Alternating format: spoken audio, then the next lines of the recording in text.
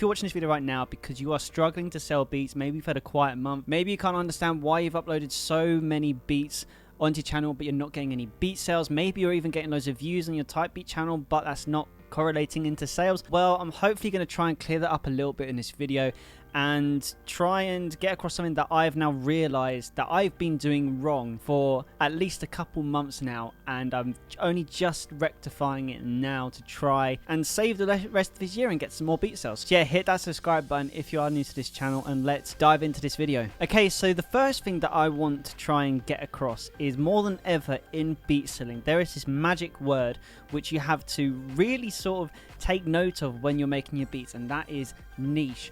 We now live in a beat selling world where beat selling has now been a thing for many years. You can go back to 2018, 2019 where probably beat selling was at its best. A lot of the top producers that you see who are making a serious amount of money selling beats probably like really took off in that sort of like time about 3-4 years ago. That's when beat selling was really good. Nowadays though, we now live in a very saturated world of content, and that's the same for beat selling as well. More people than ever are trying to sell beats. You've got to think about that. Every year more people are trying to sell beats. So the top markets, like we're talking your Drake type beats, your maybe even Little Baby, all up into maybe your pop like your Ed Sheeran type beats, whatever big mainstream artists or like sort of genres which get a lot of beats uploaded every day, you're going to be a small fish in a big pond, which is going to make it harder for you to sell beats. Now, I want to give an example of this. I just don't want to say this and sort of give you that information and try and do something with it.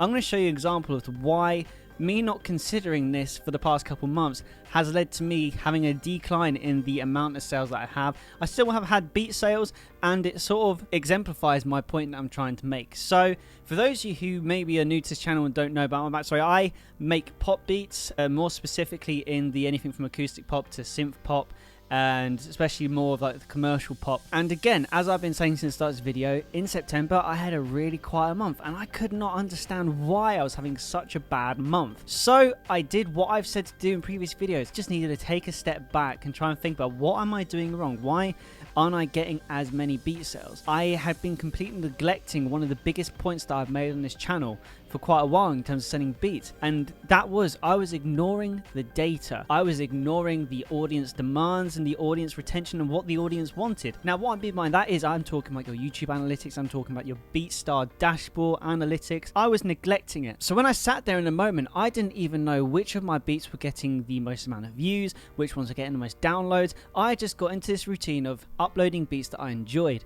More specifically, I've been uploading Charlie Puth for the weekend, like kind of like vibe. Like, I don't know why, because I mean I'm a massive fan of Charlie Puth's productions, so I can churn out them beats really easily and I really enjoy it.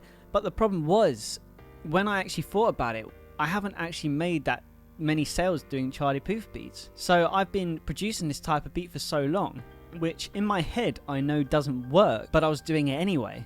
So you've had a whole month of not uploading the right kind of beat.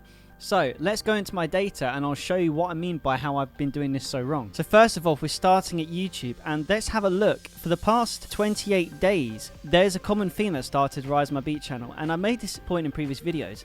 When you look at this, can you see a single Charlie Puth type beat which is on here? Number 10, there's one, and bearing in mind Charlie Puth is the second most uploaded artist. I think I've done like 25 beats of Charlie Puth, and I've got over 150 beats on this channel, and only one's made it into the top 10 of most views in the past 30 days. And if you look at this, you will see one name that keeps popping up is Taylor Swift. Taylor Swift gets the most retention on my YouTube channel, yet I haven't uploaded a Taylor Swift beat for months at this point. In fact, I uploaded one on the 22nd of September. I forgot I'd done it, and it's in the top 7 in the past 28 days. Like it's done well for the channel. It's done really well. That made me realize I need to have a look at my BeatStar analytics as well. And BeatStars, again, this is the last 60 days because I wanted to look further back. Now you can see at the top here there is a Charlie Puth track which is my most viewed, but that was an anomaly. You can see right there someone just decided to stream it so many times a day. I don't know why that happened. So this one we're completely disregarding.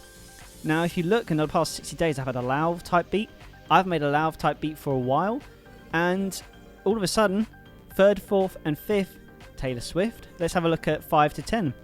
Tom Odell, Taylor Swift, Taylor Swift, and Ed Sheeran in there, piano pop. So I'm making notes of all these beats which are in my top 10 most viewed in the past 60 days, and Taylor Swift is something that keeps popping up. And then when I looked at the sales, I realized that the most type beats that I sold are Taylor Swift beats since I started in February. Okay, I'll admit, Taylor Swift isn't the first artist type beat that I want to make, but I came to this realization: why am I not making more Taylor Swift beats if I know they sell? Now that goes into the whole point of niche, because then I searched onto BeatStars, I had a look, and Taylor Swift I was ranking very high on. So BeatStars algorithm favored me for these Taylor Swift type beats. I had 3 Taylor Swift type beats in the top 20 of the search terms. I've also recently started uploading onto Airbit as well, and I've also noticed that on Airbit I have tracks which are getting views on there. Taylor Swift is one of my most viewed beats on there as well. And don't get me wrong, this doesn't say that I'm going to turn into a Taylor Swift type beatmaker, but it did make me think, why am I not at least uploading more of that? I could also say Lauv is something else that I've also done very successful on,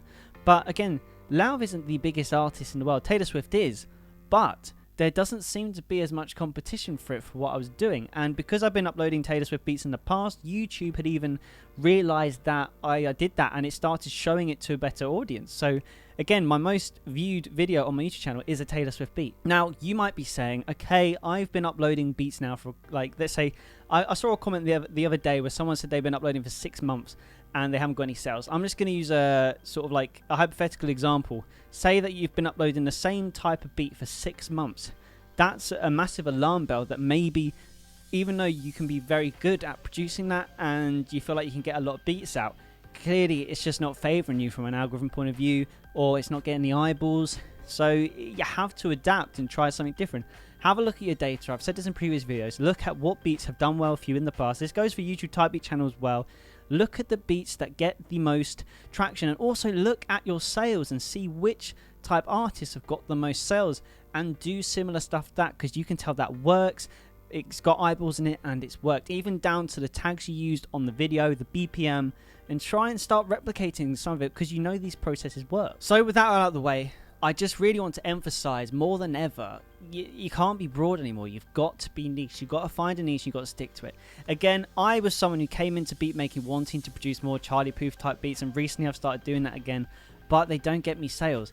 And as much as I hate to admit it, from my own personal point of view, clearly the acoustic pop, the country pop and the ballads are my highest selling beats, especially as I've emphasized a million times, Taylor Swift. So if I want to be more successful at selling beats, I'm going to have to start making more beats like that. So what's one thing that's very interesting, if we quickly look back at my YouTube channel, is you can see, like, I uploaded a Taylor Swift beat today. I've uploaded Taylor Swift beats in the past 3 days, and all 3 of them have been at least in the top 5 or top 10 performing beats. This one is my second best performing beats, and it's only been up 4 hours. So this beat's already doing so much better than some of the other beats I uploaded, and this Taylor Swift beat's doing really nicely. I uploaded it 2 days ago and it's nearly got 100 views already, which again for my channel in a couple of days is very good. I can fully expect that to get to at least 300-400 views at the way it's going.